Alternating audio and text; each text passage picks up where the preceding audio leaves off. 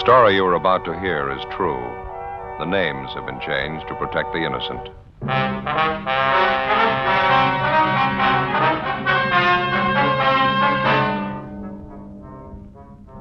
You're a detective sergeant. You're assigned to robbery detail. 2 armed bandits invade the home of an elderly couple in your city. The aging husband is tortured unmercifully before he reveals the hiding place of his valuables. The 2 thieves make good their escape. Your job? Get them.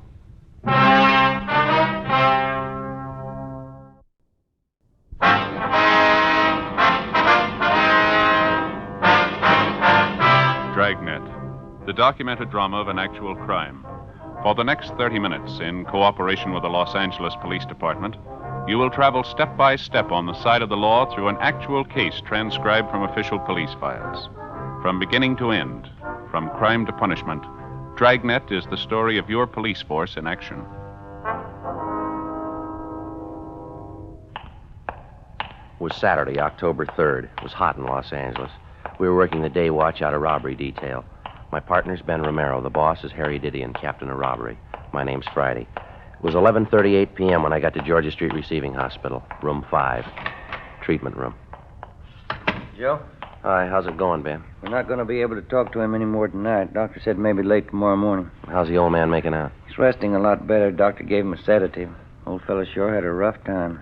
Well, how about since I've been gone? Did he tell you anything else? No, just kept repeating the same thing. 2 guys forced their way into his house, beat his wife, tortured him, took all their jewelry. That's about it. Yeah. Well, I put in a call to the office. I got a broadcast out on the information that we have. There's not much to go on. We should be able to pick up a little something more tomorrow. Doc said it's been a long time since he's seen anything like this, where they worked the old man over. Well, what'd they do to the fellow's hands, anyway? The doctor able to tell? He thinks they used a hat pin on him, something like that. It's sharp and thin. At least a dozen wounds in both hands. He's pretty badly burned, too. Yeah. It's hard to imagine somebody that cold-blooded. 71-year-old man, soles of his feet a mass of burns. Wonder his heart stood up through the beating I gave him. Was he got a weak heart? He's had a little trouble, yeah. Terrific shock going through something like this at his age. Well, maybe we better check back at their house, huh? See how the old fellow's wife is doing, huh? Yeah, right. How's it shape up for you? Well, there's not an awful lot to go on yet. It wasn't a shot in the dark. I think we can count on that. Whoever the thieves were, they had some kind of an inside tip. The old man and his wife, well, they don't put up much of an appearance. You wouldn't be apt to figure that they had $3,000 or $4,000 in jewelry put away at home, would you? Maybe his wife might have some ideas. Sure is a lousy shame. Yeah. Yeah, you might halfway understand it. They just held him up, but working him over the way they did. There was no sense to it at all. Trying to show off what a couple of rough bums they are. Maybe that's it. Well, then let's do them a favor. Let's show them what it costs. Ben and I got in the car and drove back to the Westlake Park area to the home of the robbery victims, 71-year-old Wendell McClung and his wife, Catherine McClung.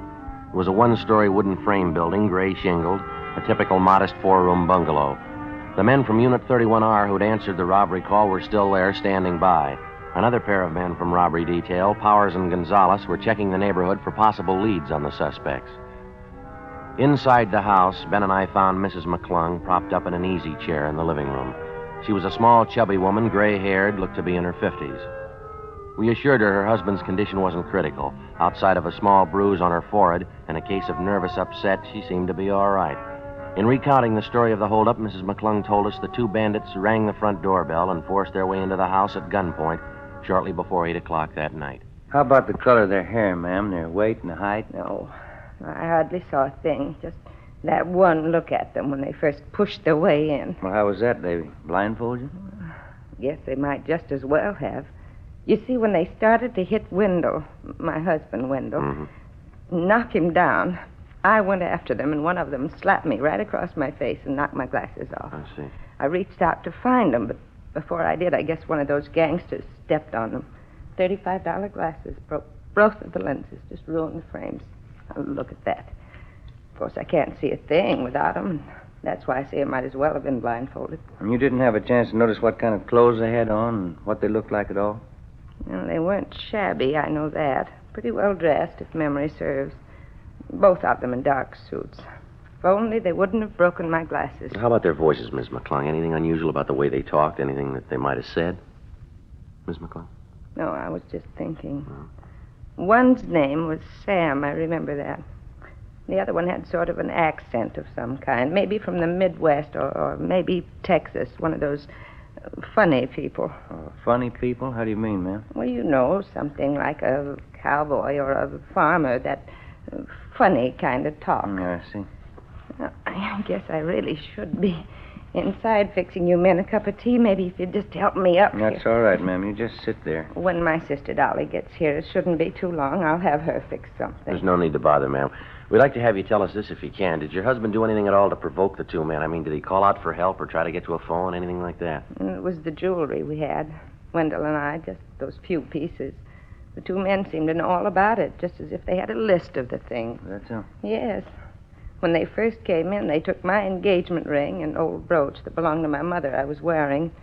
Then they got Wendell in that chair over there and tried to make him tell where our other things were. Well, now, is it pretty common knowledge around the neighborhood here that you and your husband own expensive jewelry, ma'am? No, I don't think so. What the men seemed most interested in was Wendell's ring, his diamond signet ring. It was a beautiful thing, 4 carat. Yes, ma'am. We've got a description on that. That was when they tried to force your husband to tell them where it was hidden, is that right? I never thought anybody'd be that cruel, officer. Downright cruel. They burned his hands and his feet, kept hitting him in the face with their fists. It was just terrible. Poor Wendell. He finally had to tell them. I see. They went and found the things, and then they came back in here and ripped out the phone. Warned us not to move. Mm-hmm. And then they left. I just broke down and cried, officer. To see poor Wendell there, the way they abused him. Yes, ma'am, we understand. You're sure he's going to be all right? What did the doctor say? Well, he said there's no danger, ma'am. Mr. McClung's resting comfortably now. Well, that must be my sister You want to Dolly stay now. right here with Ms. McClung, Ben? I'll get that. Yeah, all right. Joe, Hi, Jess. You and Powers do any good? I've been checking through the neighborhood 3-4 blocks around. Not an awful lot. A lot of people know the McClungs. Few of them know about their having jewelry. None of them saw anything unusual going on tonight. The thieves used a car. We know that. Didn't anybody at all spot it? I'm not sure, but there's one possibility. Some of the neighbors said a young kid was peddling magazines down this block tonight, just about the same time as the robbery. He might have spotted Well, that's something. fine. Where is the boy? Where does he live? Well, that's what we asked the neighbors. Yeah? Nobody knows. A supplementary broadcast in an APB was gotten out containing what description we had on the two hold-up men, plus descriptions of each article of jewelry taken from Mr. and Mrs. McClung. The following morning, along with Jess Gonzalez and Johnny Powers, we continued canvassing the immediate neighborhood of the holdup. The only thing we got was a fair description of the boy who'd been selling magazines the night before in the vicinity of the McClung house, and also the names of the magazines he was peddling. Monday morning, 9 a.m., we got in touch with the local distributor for the publications, got a list of 5 boys who sold for them in that general area, and started checking them out. Third on the list was a Bill Newsom, a sophomore student at a nearby parochial high school. He lived a half a dozen blocks from the McClungs. We checked at his house, but his mother told us he wasn't at home. I'm sure Billy won't be long. Thank you, ma'am. Right in here, officer. Just go ahead. Well, thank you. Sit down, won't you? Thank you very much. It must be him now. Billy, in here. Yeah, Ma. Come in here, Bill. 2 police officers to see you. Huh? Bill, this is Sergeant Friday and Sergeant Romero, my son Bill. How you How you doing? Would you excuse me? I'm going to have to start fixing dinner. You go right ahead and have your talk with Bill. I'll be out in the kitchen. All right, ma'am. Thank you very much. You speak right up now, Bill. Try and help the officers all you can. How can I help you? What's it all about? We understand you have a magazine route in the neighborhood, Bill. Your mother tells us you were out selling this last Saturday night. Yes, sir, that's right. Thursdays and Saturdays, they're my regular nights. Mm-hmm. I don't really sell, though. How do you mean, son? Well, you see, I line up all my customers ahead of time. I got a regular list of people they buy from me every week. I don't do any door-to-door selling. That way's not much good. I see. Do you have a regular customer on your list by the name of McClung, Bill? That's M-C-C-L-U-N-G. Yeah, Mr. McClung. Once a month, he takes a gardening magazine. Comes out the last week in every month. Were you over near the McClung's place Saturday night? You remember? Yeah, I was. I went right by it. I've got customers all along that block there. Say, this wouldn't be about that robbery. That's right, Bill. You heard about it? After church Sunday, a couple of kids who go to the same school I do, they live right around the McClungs. They heard about it. What time was it when you went by there Saturday night, you remember? Oh, about a couple of minutes after 9, I guess. Maybe a quarter after. When I heard about the robbery on Sunday, I thought maybe I ought to tell somebody about it. I wasn't sure about it, though. You know, I didn't want to be a pest. What do you mean, son? You weren't sure about what? This dark blue sedan I saw parked on the street there, just a couple of houses down from the McClung's place. The reason I even noticed it was because it was a new car, almost a brand new car, but it looked like the license plates on it were kind of old. Mm-hmm. What else? Well, I delivered some magazines to Mrs. Brubaker, and I got my money for them. And then coming down the stairs, I saw these two men. I'm not sure they came out of Mr. McClung's house. It was dark, you know, but I thought that's where they came from. Anyway, they went down the street, and got in the car, and took off. Seemed to be in a hurry. Well, what did the two men look like, Bill? Do you have any idea? No, I didn't see them too well. Wasn't too close to them. I was about from, here to across the street from them. How about their clothes? You notice them at all? Yeah, they had suits on, dark suits, I know that. How would you describe their build, son? Medium, tall, fat, skinny? What would you say? Why, I think I'd say medium. Yeah, both of them medium. Now, about that car, Bill. You said it was a dark blue sedan, new model, and the license plates look kind of old. Is that right? Yeah, that's right. That's how I first noticed it parked down by the restaurant. How's that? About 7:15 when I started my route down on South Benson, I saw the same car parked outside the restaurant down there. Forget the name of the place now. It just opened about a month ago. You sure it was the same car? Oh, yeah, I'm pretty sure. That's why I noticed it again when I saw it up by McClung's place. I thought it looked kind of terrible. Brand new car like that with old license plates. By any chance, son, do you remember the license number on those plates? No, sir, I didn't notice it at all. I'll tell you what, though. Yeah? If I see that car again, I'll be sure and get the number for you.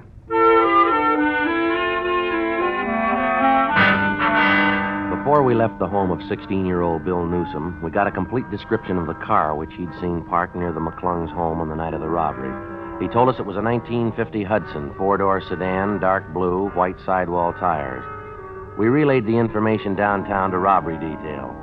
After we left the boy's house, we drove to the vicinity of the restaurant on South Benson, where the Newsom boy had first spotted the Hudson sedan.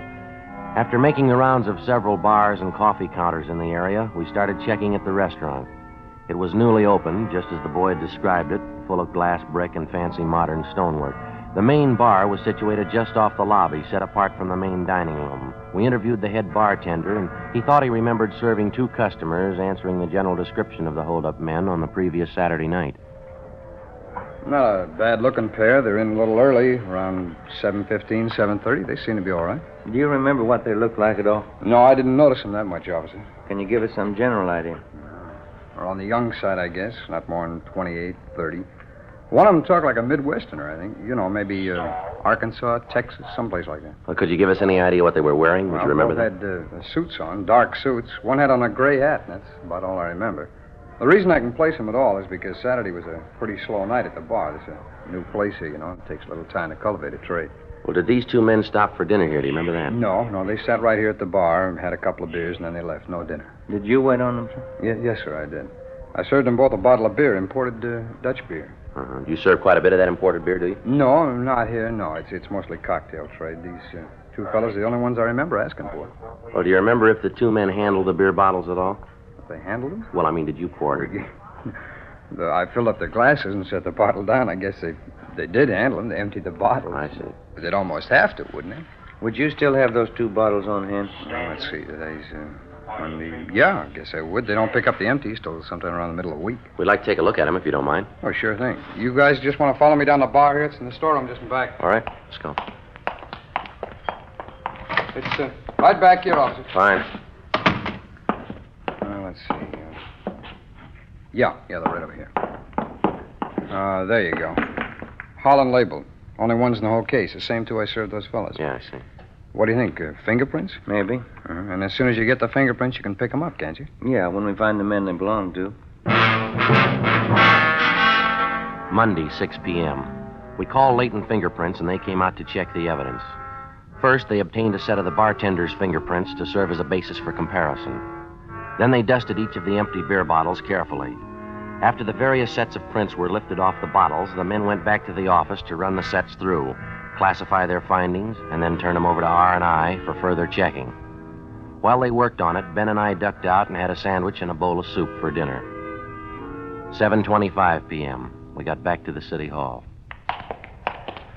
I sure am getting tired of the kind of food that guy serves, Joe. It seems to get worse every time I go in there. Yeah, wasn't very good, was it? I'm willing to bet I know his formula for the soup. 2 gallons of hot water and 1 bouillon cube. Well, I've gone and done it before. I may still do it again. What's that? Bring my dinner from home in a paper sack. Pack a thermos full of hot coffee. Be a better deal than across the I street. don't know about that. You remember the last time you had your wife fix you up a thermos full of coffee? Yeah, I almost forgot. Wasn't any better than the stuff across the street. Hi. Where you two been? Hi, Jess. Getting something to eat? Well, Leighton Prince called just a minute ago. Told him I'd give you the message. What's that? Well, the prints they lifted off those beer bottles, checked them through the record bureau. Yeah. Found 2 sets. They made both of them.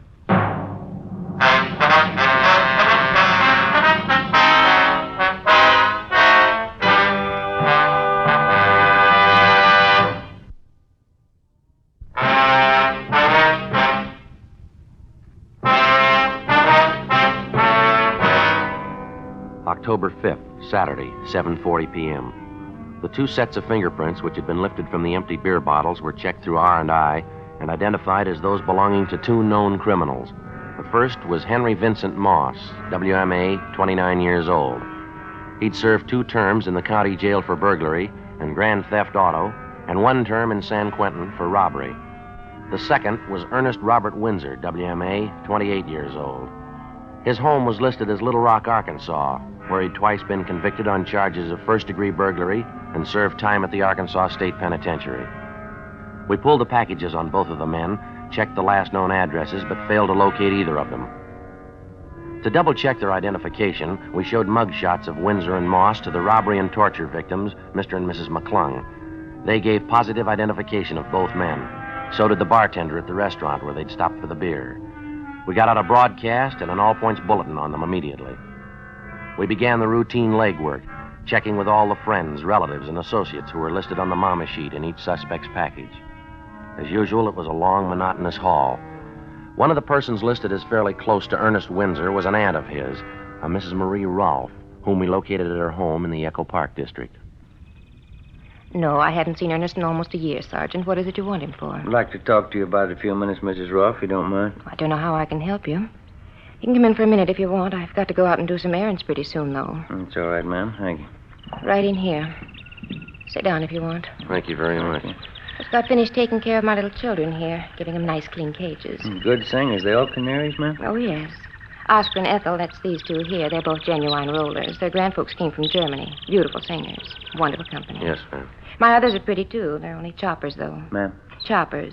They're different than rollers. They sing much louder. Maybe not as nicely, but I don't like to play favorites. I like all of them. You have birds, Sergeant? No, ma'am. You should. I think everybody should have a canary in the house. Cheerful, you know. Wonderful company. Don't know what I'd do without mine. About your nephew, Ernest, Ms. Rolfe, have you any idea at all how we could contact him? As I say, it's been almost a year since I last heard from him. What would this be about, Sergeant? Just a routine investigation, ma'am. We understand that you're quite close with your nephew, that he lived with you for a time. Yes, that's right, he did. When you come right down to it, Ernie's a good boy. He kept bad company, that's what I always said. Got him in trouble 2 or 3 times. I suppose you know that. You live alone here in the house, do you, Ms. Rolfe? Yes, that's right, Sergeant. See, I'm a widow. Husband's gone a good many years now. You don't take in boarders or anyone like that, do Oh, you? no. Just me and my pets here. They're company enough. I wonder if you'd explain that laundry piled up in the bed there in the next room, ma'am. What's that? The men's shirts, stockings, the underwear, they're right there in the bed there. Well, I usually try to keep things in better order than that. It's just some laundry I do, Sergeant. Little odd jobs for some of the bachelor men in the neighborhood. I do it as a favor for them. You're sure about that, Miss Rolfe? Ma'am? What do you want Ernest for? Why do you have to chase after him all the time? Persecute him? We're not persecuting him. Ever since he's come here from Arkansas, it's been nothing but police chasing after him. Can't you give Ernie a chance? All he wants is a chance. He told me so himself. We've checked through his record, Ms. Rolfe. He's had all the chances in the world, and nobody's persecuting him. Then why are you chasing him again? Hunting him down? Why don't you leave him alone for a spell? Give him a chance to get a job, do something. Why are you chasing him? Well, this is a robbery charge, Ms. Rolfe. He's been positively identified. He and Henry Moss forced their way into an old couple's home a few weeks back. They tortured the old man, and they beat him till he was unconscious. That's what we want Ernie for. How'd you know it was Ernie? You could have made a mistake. No mistake, ma'am. The victims identified his picture. There wasn't a doubt in their mind. And where is he? You sure that's the truth? You sure it's Ernie again? Yes, ma'am. Again. You can have all the proof you need. The last time he told me he swore on the memory of his own mother. He swore he wouldn't do anything wrong again. I guess I just don't know Ernest. Where is he, ma'am? You want to tell us? It's the last time, Sergeant. I'm sorry. Ernie's had his last time. Yes, ma'am. He's sleeping. The room over the garage. You'll find him there. Ernest Windsor was apprehended and placed under arrest. His room was searched, as well as the entire home of his aunt, Mrs. Marie Rolfe. We failed to find a trace of any of the jewelry stolen from Mr. and Mrs. McClung. After we made arrangements for a stakeout on the house, Windsor was taken downtown to the interrogation room, where Jess Gonzalez, Ben, and I questioned him for 5 hours. He refused to tell us anything. At a special show-up, he was positively identified as one of the hold-up men by the 2 victims. Windsor was booked at the main jail on suspicion of 211 PC. The investigation went on. Every possible lead on the other suspect, Henry Moss, was checked out. We got nowhere. It was obvious that either Moss was in possession of all the jewelry stolen from the McClungs, or it had been hidden away someplace, known only to Windsor and Moss. From time to time, we had Windsor taken from his jail cell for questioning. It wasn't hard to tell he was bothered with the possibility that perhaps Moss had run off with the entire loot and was enjoying himself while Windsor spent his time in jail. We worked hard on that particular angle while we questioned him, but Windsor still refused to break, to give us any kind of a lead on Moss. A month passed. Wednesday, November 8th. Sure working out into a dull routine. A full month. We got exactly what we started with. Yeah. If we could only get Windsor to break, it'd sure do a lot toward wrapping this thing up, wouldn't it? I don't know what he figures he's going to gain, but keep him quiet. Yeah. Gonzalez and Johnny Powers said they were checking out a tip from some informant this morning. Supposed to know where Henry Moss is. Wonder if they found any luck. They ought to be back by now. Yeah. Go ahead. Hey, Jess. Oh, hi. How about it? Did you do any good this morning? Oh, not a bit. Informant didn't even show up. Johnny's going to meet him this afternoon. Doesn't look to be very much. How about you fellas? The same, Jess. We're going as slow as you are. I get it. Robbery, Friday. Yeah, George. Uh-huh. 3rd and Main? You sure, huh? Right, yeah, right away. Well, maybe we got a break. What is it? Henry Moss. He tried to hock a ring at a pawn shop, 3rd and Main, about 20 minutes ago. He make it? Well, the pawnbroker stalled him. He didn't know for sure that the guy was hot. Well, how's it stand? Moss said he'd come back to close the deal. When? Half an hour. 11:55 a.m. A special detail of men, including Gonzalez and Powers, Ben and myself, were sent to cover the pawn shop near 3rd and Main. Gonzalez and Powers staked out in stores adjoining the place. Ben and I were stationed inside the pawn shop. Another team of men covered the rear exit. We waited. The suspect, Henry Moss, failed to show at the appointed time. We kept waiting. 1 p.m., 1:30. No sign of him. At 1:45 p.m., a young-looking, dark-haired man in a neat gray suit entered the shop and approached the manager at the rear counter. There wasn't any mistaking him. Henry Moss. He surrendered himself without even protesting. We took him to the city hall, to the interrogation room, where we started to question him. Meantime, Gonzalez and Powers located the apartment where the suspect had been staying. His rooms and personal belongings were searched and every piece of the missing jewelry recovered. Surprisingly enough, in contrast to his partner Ernie Windsor, Moss was cooperative, even obliging. We had a stenographer take his full statement, and then we got ready to move him over to the main jail for booking. Just a couple of questions before we leave, Moss. Sure, Sergeant, go ahead. We've had you in here before. How come all the cooperation this time? Why not? I had it figured before time. If you got me, you'd have everything you need on me. Wouldn't do much good putting in a beef, would it? Whose idea was it to start with, Moss? The hold-up deal. Yours, or was it Windsor's? Both of us, I guess. I didn't want to get rough with the old man. I mean, the way Ernie did. That part I didn't like. All I wanted was the loot. Ernie just lost his head. Too bad. All right, you ready to go? Any time, Sergeant. Hey, I wonder if I could ask a favor. What's that? Well, it's going to get a little tough in there in that jail. Wonder if we couldn't stop for a good steak and some French fries first, huh? Maybe some good restaurant around here? No, it won't work, Moss. You know I wouldn't try anything. You put your order in a long time ago, mister. What do you mean? When you worked over that old couple. Yeah? That's when you ordered jail food.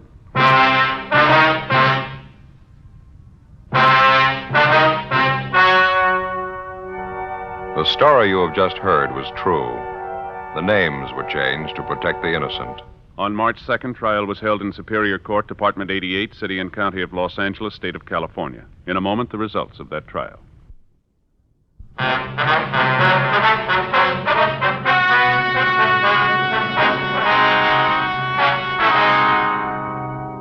Ernest Windsor and Henry Moss were tried and convicted on one count of first-degree robbery and one count of assault with intent to do great bodily harm. Both men are now serving their terms in the state penitentiary. First-degree robbery is punishable by imprisonment for no less than 1 nor more than 10 years.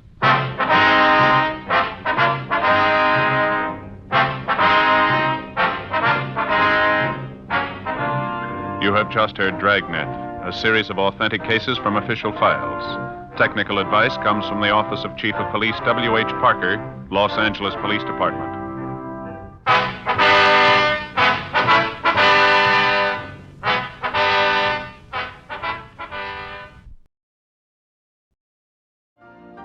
You've been listening to the OTR Gold Network.